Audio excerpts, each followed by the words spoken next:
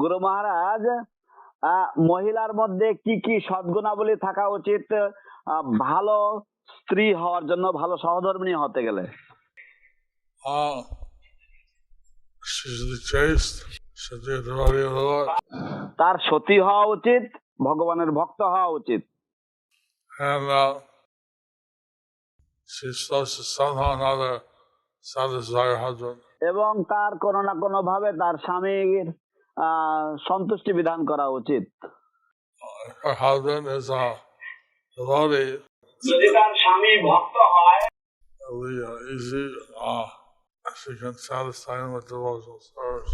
তাহলে এটা তার পক্ষে সহজ হয়ে যায়, তিনি তার স্বামীকে ভগবত ভক্তি সেবা দ্বারা সন্তুষ্ট করতে পারেন।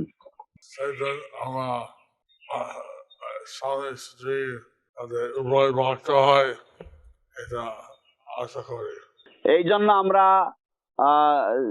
আমরা স্বামী স্ত্রী তারা উভয় যেন ভক্ত হয়, এটা আশা করি।